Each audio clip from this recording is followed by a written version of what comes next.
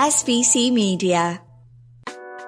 Welcome to the iGaming Daily Podcast, analysing the news from the betting and gaming industry all over the globe, supported by Optimove, the #1 CRM marketing solution for the iGaming market.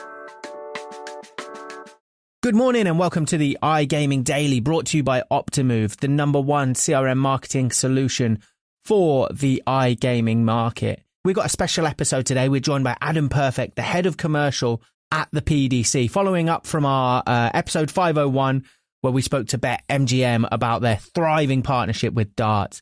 Adam, thanks ever so much for joining us. How are you? How are things at the PDC? Obviously, very busy all year round, really, but very busy at the moment, right? Yeah, I'm good. Thanks for having me on. Yeah, it's we're in the thick of our Premier League, and we are building up to the O2 and then many other events off the back of that. So yeah, always busy times, but good, and some good announcements, some good stuff we can talk about.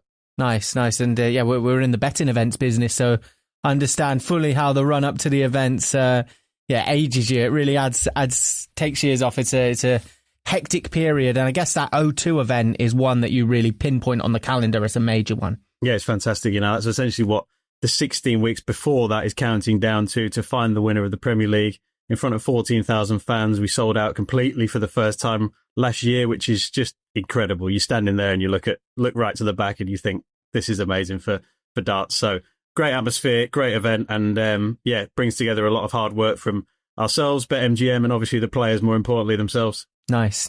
And yeah, I mean, you guys have really nailed it down. The secret sauce to putting bums on seats. You have nailed it. Like, I know a lot of events, they talk about darts in an enviable way, and the PDCs, because you just sell out every single time, right? Yeah, it's been a fantastic few years. There's a few things I'm sure we'll come on to today in terms of how that journey's happened. The fact that we are an entertainment sport, we tap into that. We can appeal to a broad audience of fans. And everyone just wants to be a part of the events. The atmosphere that's been created by ourselves, our partners, broadcast partners. People just want to be a part of it, and it's our job to make sure we keep delivering that. Nice. And how much pride does that give you to look around, obviously, to see the seats are filled, but when you look around the arenas that you go to, it's quite a diverse audience, and I think it's only diversified further. It's only diversified more in recent years. It continues to diversify.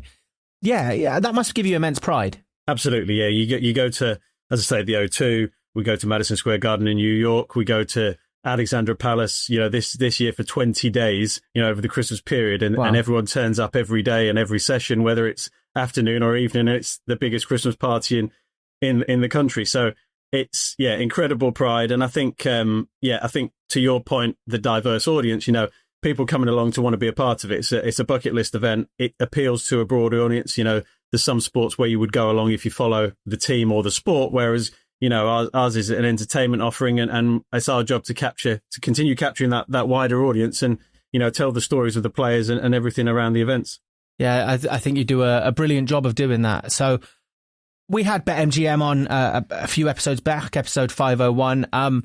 They spoke glowingly about the partnership with the Premier League and having their brand kind of own that commercial deal. They really take lead on that. And obviously Paddy Power are the PDC sponsor as well. They do a brilliant job in terms of the activations and the charitable donations. Why are those partnerships so well suited to those tournaments, and why do they do so well? Yeah, I heard Gethin's interview, and I think he made a great point about the ownership part. First off, there aren't that many opportunities within sport to fully own a tournament, and especially in that case, something that is 17 weeks long across 17 different venues, 17 different cities, to provide that scale physically and touch that many people, over 150,000 people attending, but then also the broadcast reach that we get week in, week out, and that regularity of viewership and the regularity of people following the event week on week, that there's that fact that they can tap into. I think there's also a great fit more generally between darts and the betting brands. We have fast-paced games. There's a lot of games, so in terms of their markets, it fits well there. And again, they are, in BetMGM's case, and I know you mentioned Paddy Power, in their case, they are entertainment brands as well as that. And we really do tap into that that's what we look to create, an entertaining show, an entertaining event. And the brands like BetMGM really help to tap into that and utilize all the various touch points from physical to kind of digital as well. Yeah, it's a great point with the markets. I never really thought of that, but if I'm watching darts over Christmas, I might just chuck a tenner on a 9-dart finish or back the over on the 180s. Exactly, and because those are such big moments in the game, it really elevates those markets. I guess that comes down to the job you do in hyping those moments, I guess. Yeah, and I think a good example, and Gethin mentioned it the other week on the interview, in terms of what you can do around those big moments and how you amplify them. Obviously we do that ourselves through digital channels and at the event, but something like the 9-dart bonus, which Paddy Power did for the World Championship, which I'm sure we'll come on to, and then the gold darts that are delivered to the players for the Premier League for every 9 darts. It gets the players talking, gets the fans talking, and ultimately creates more conversation around those big moments. Definitely, and it creates this social moment too. You put it on social media and it gets seen and escalated, more and more eyes on it. And I did want to ask you about the Paddy Power work they do with charities over the PDCs. Some really fantastic initiatives, not just in terms of the charitable donations, but the way they really integrate them into the sport and make them part of the game. Yeah, and I think that's the key part there. Obviously, Paddy Power do a fantastic job activating their sponsorship of the World Darts Championship, and have done now for 2 years, and have big plans to continue that. And back to the previous point, obviously they're a brand play. They focus on their brand, their entertaining aspect, which fits really well with darts. As I say, obviously it's a serious sport, but there are fun elements to it. The crowd enjoy themselves, so there's a real good synergy there to tap into that. For Paddy Power, their charitable campaign with Prostate Cancer UK, we had a conversation with them a couple of years ago. And obviously off the back of that, they've done a great job at integrating that charitable partnership into all aspects of the sponsorship and the inventory, where, they've donated now over £1 million for 2 years running. First year is £1,000 for every 180, which was, just they topped it up to get to that total. And then this year they had the 9-dart bonus, which was an 180,000 additional donation for every 9-darter, 60,000 to the player, 60,000 to charity, and 60,000 to a lucky fan in the audience, which was a great bonus for them as well. But again, to the point of, building that across all touch points, the players are excited, the fans are excited, the charity wins. So they do a great job with that. And then also integrating that charitable aspect into all other elements of the partnership. They have an activations area within the fan village. They kind of take that over, but every point in there has a donation touch point. And they also worked hard on the partnership with Sky Sports to ultimately promote the charitable aspect. There's obviously limitations in what they can do for their brand, but they really got behind the partnership from a charity point of view, and promoting, in this case, people to take the prostate cancer risk checker to check your, risk of potential for prostate cancer. So, and they were hitting targets of how many men they wanted to check that. So they did a great job with that, and ultimately bringing back to that point of ultimately trying to save lives, which is, a commendable effort. Yeah, for sure. And another aspect of it that you kind of miss out that was also invested was, I was watching at home, and I was pretty invested because it was quite a fun activation, because you were like, I want to see the camera pan round to some guy that's 3 beers deep and has just found out that he's won a lot of money because Luke Humphries hit a 9-darter. It was and my whole family was, sometimes there'd be 50% watching. When those moments happened, they fully dialed in because it was so fun. It was such a good activation to really get everyone invested. So yeah, massive credit to Sky and Paddy Power and you guys too for doing that, because it was a really good way to boost fan engagement. Yeah, we went around a lot of ways of making sure that was all done correctly, and there's some great stories in terms of how the first winner is Grandad bought him the ticket, and some great stories. So yeah, they really landed that very well. Nice. And one of the challenges in terms of activations, obviously the biggest star in darts right now is Luke Littler. The trajectory of him is phenomenal. He's tapping into so many different audiences. He's playing EAFC online. He's on streaming. He's really becoming quite the star and helping you tap into a new demographic of fans as well, I think. But he is, how old is he now? He's 18 now. 18 but now. He was Wow. Yeah, he was obviously younger than that when he played in the previous 2 events. So, yeah. He's 18 now, right? So that presents challenges in terms of marketing for your principal partner, whether it be BetMGM or whether it be Paddy Power. Could you just talk more about that and how you kind of navigate that? Yeah, so it was a new challenge for us in terms of someone as high profile as him. It's not something new in general. Obviously we have players from our youth and development systems who've played in these events before, and we're very, aware and work with our betting partners to make sure they don't wear the brand's logo, for example. But in terms of going deeper than that, because, the success Luke was having, across everything, and, ideally they'd have utilized his image everywhere and all that kind of stuff. So we work closely with the brands, and we've done this across all of our events. We don't just work with those 2 brands you mentioned. We work with a lot of brands in the sector across the year. And, it was a key point, and still is a key point in terms of making sure they're happy from a legal perspective, what we do across the activation. Now we've got a pretty good template, examples being, they can't use, imagery specifically of him on his own, across their channels. A good example from the World Championship was the 9-dart bonus we've been discussing. That couldn't come from Paddy Power. So, our partners at Village Hotels stepped in, for that kind of moment. Surprisingly, Luke didn't hit a 9-darter, Luke Littler, at that tournament, but, they were ready for that moment to capitalize on that. So, it's about being flexible and working with them on that. And the experience is obviously building from both sides of that. That's really interesting. I guess it underlines the importance of like collaboration with partners and partners being invested in getting the most out the deals and stuff. So that's really interesting. And I guess when he becomes of age, I guess the commercial value of a potential betting deal escalates significantly if he stays on course as he should do. Yeah, potentially. He's obviously got his own commercial team. We work commercially from the PDC, kind of representing the events and a kind of wider range of partners throughout the year. But he's not doing too bad anyway, to be fair. And he's obviously very prevalent in a lot of other markets, gaming, etc. And he's doing okay. Yeah. Before we go to a little break, I did want to ask you about that. Like he does tap into an ecosystem that I think not many darts players have previously tapped into. You see him with some of the most influential streamers across social media. He's got a good presence. He's very engaging. How do you tap into that off the back of him being such a star in those ecosystems? Yeah, I think he's he naturally does bring around a new audience to the sport. He's very strong within that kind of gaming sector and then the younger audience, and he has naturally brought in that kind of tapped into that mainstream media and that mainstream interest around the events.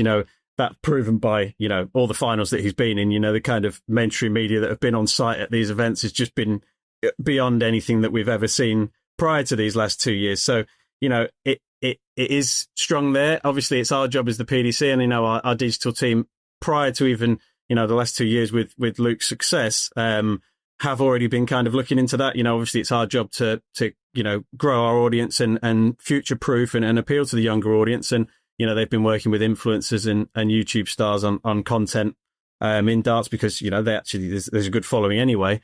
And our digital audiences have really grown well in that space. So yeah, I think that's something that we want to continue to tap into, and I think that applies to all players across the sport, from Luke himself to the other players, at the top end of the game. Yeah, no doubt. It's the sport as a whole is very friendly to social content, and having kind of TikTokers play darts, and I know you do a great job when you have influencers on the stage or celebrities on the stage before, and we get to see a bullseye challenge or a 3-dart challenge. I think that's really good content, and certainly boosts fan engagement and the reach of the sport. But we're going to take a quick break, and when we come back, we will continue talking darts. Join us for SBC Summit Malta from the 10th to the 12th of June. With over 75 exhibitors and more than 250 expert speakers, our expanded agenda covers all aspects of the European gaming industry. Get your tickets now at sbcevents.com. Thanks again for joining us, Adam. Let's you briefly mentioned it before, but and it was something that BetMGM mentioned as well. The power of Sky Sports, the power of Sky Sports News, and also in the modern world, the power of those Sky Sports socials. Darts has had a really strong, long collaboration with Sky.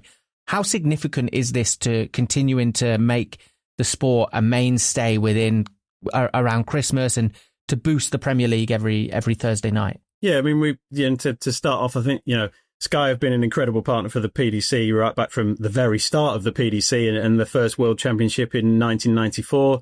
They've helped build the sport to where it is today. We couldn't have done it without them. And they continue to push the boundaries and push that, in terms of the sport, the profile, and building the events themselves. It's we also work with our other broadcast partners. We have events on ITV and other events that we produce ourselves around the world. So, it's, I think the interest levels and the Sky Sports angle, the key there is the fact that, we are the second most watched sport on their channels throughout the year after football, and that proven out more than anything about the World Championship final 2 years ago being the most ever watched non-football event in Sky Sports history, which is something that, again, cumulatively throughout the year, we expect that to be the case, but there've been some very big events, on Sky Sports over the years. So for us to do that just shows that kind of that breadth of the audience and, what they do, as you say, in terms of building the profile of the events across all of their platforms, digital as well and on demand,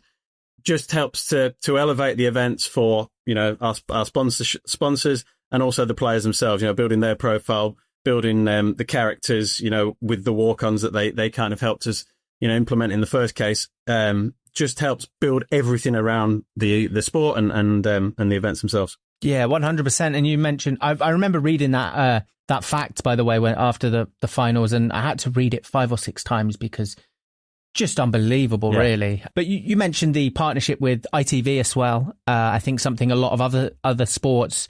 I'm a big boxing fan, and I remember watching Tyson Fury come up on Channel 5, and I think it goes under the radar just how much that helped build Tyson Fury's profile that we all know today because he was on free-to-air TV. How big is it for you to have that presence on ITV and to be on terrestrial telly like that? Yeah, it's a big part of our strategy. As I keep mentioning, kind of the broad breadth of the audience, and it creates different appeals and different profiles for the events, because we have, a lot of events throughout the year, they all need to have their own home. And obviously it just appeals to that slightly different audience and, people who may not be able to get a Sky Sports subscription, maybe, can consume those events on ITV, and then around the Sky Sports events, we'll promote them across our digital channels, our YouTube channel, and with the ultimate goal of, them potentially subscribing and consuming all of our events. So it's a very important part of our strategy. Yeah, I agree. I think it's a brilliant thing that you do. A brilliant, really provides a commercial boost and gets more eyes on the sport. And I did want to ask you a little bit about boxing. Forgive the kind of change in pace, but we've seen boxing shift completely. Really, there are domestic shows, but largely the British boxing is taking place in the Middle East now, in Saudi Arabia and other regions, mainly Saudi Arabia. What have you made of this shift? Yeah, I mean, the boxing team obviously have a strong link specifically with Saudi Arabia. I think in this case you're referring to, and obviously big one-night shows out there, which obviously has huge commercial benefits for everyone and specifically for the fighters in their case. I think in our case it's different, and I'm presuming where this question was leading, Joe, but obviously our shows are very different because they are built around the atmosphere, having a full crowd, for people there wanting to attend, but also people watching from home want to see a great atmosphere and a buzz around the event. And people, events are synonymous with a certain location. You're speaking to Gethin the other week, and in terms of that, knowing that we'll be back in Cardiff, we're back in Sheffield, we're back in Manchester every year. People want to attend, they can put it in the diary. That's a very important part of that, and having that regular base. We do have our, growing the game globally of darts is massive for us. And we do have our kind of global affiliate tours, which build the pathways of people to play. But then in terms of staging events, we have our World Series of Darts, which takes the flavour of those big UK European events to new markets, new growing markets. We go to New York, as I mentioned, Copenhagen, Poland, Australia, New Zealand.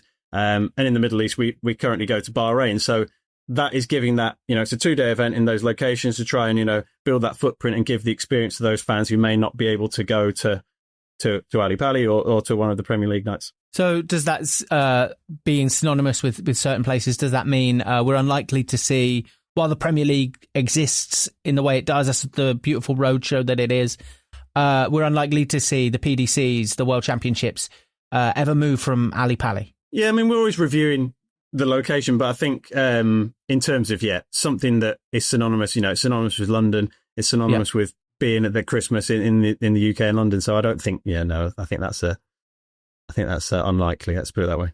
Yeah, it makes sense to me because even though I'm the other end of the country, if I was going to go to the World Championships, I wouldn't want to go at the Co-op Live or the AO Arena. I would want to go to the World Championships at Ali Pali. That's the allure for sure. And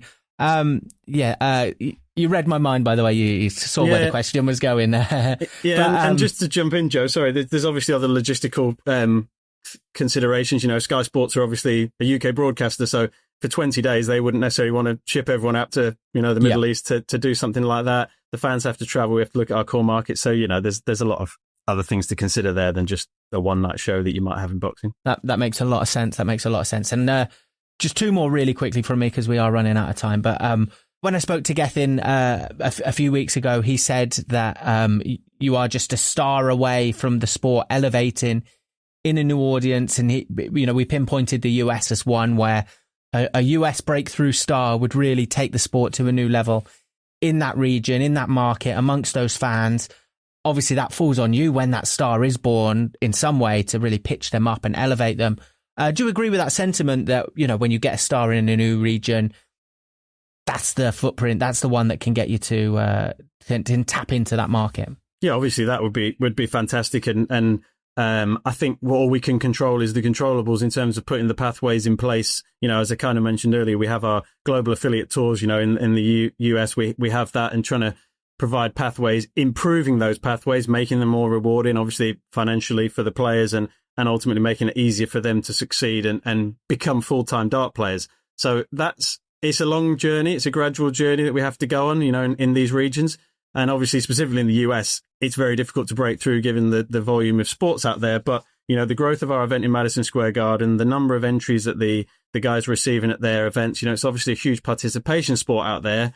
That's point one. Then trying to break through and kind of the broadcast side is another point. But the growth is on the right trajectory. And all we can hope is that, as you said, that a big star does come through. But we just have to put everything in place for that to hopefully happen. Nice. And you mentioned the O2. When you looked around the O2, it was a bit of a pinch me moment. Madison Square Garden must have been pretty awe-inspiring as well. Yeah, it's a great when we go there. We're actually in the theatre at Madison Square Garden, so we've sold out for Saturday night last year for the first time. So it's great to go to places like that and actually see how it captures the local imagination. The media. We've been going to NFL teams. They want to meet the players, nice. Taking them on big kind of TV, YouTube shows. So it's a great experience for the players, but also just kind of shows where darts is on the map now. Nice, brilliant. And just the final question to close the show. If I could ask you to kind of channel your inner Barry Hearn as we approach the final part of squeaky bum time in the Premier League, and then we head into the PDCs in December. What's in store for darts fans in the second half of this year? Yeah, it's a very exciting time, from the players. There's a great rivalry being created at the top end of the sport, and the depth of quality has really improved. Whilst people talk about Luke Humphries and Luke Littler and their great rivalry, which is certainly one point.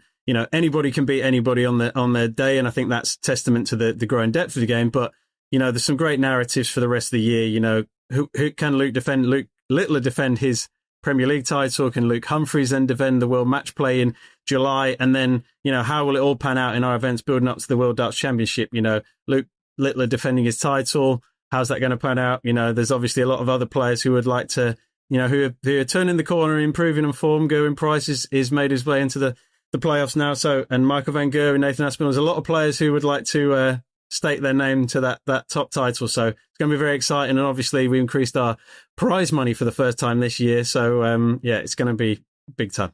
Nice. And just on narratives, just to close, you obviously, Luke is looking at that Phil a long way away, but that Phil Taylor record, do you kind of build that up? Do you have to play into that narrative, or is that a bit far away?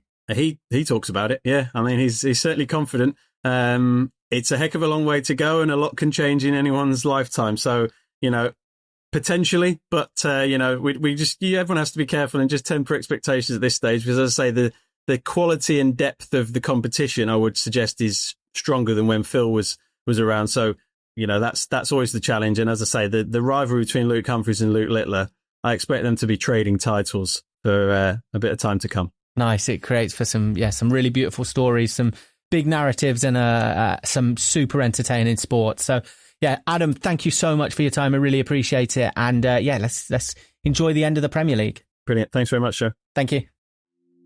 Thank you for listening to today's iGaming Daily podcast, supported by Optimove, the #1 CRM marketing solution for the iGaming market. If you want to find out more about some of the subjects raised today, feel free to explore any of the sites in the SBC News network, or check out the latest edition of the SBC Leaders magazine. Happy reading.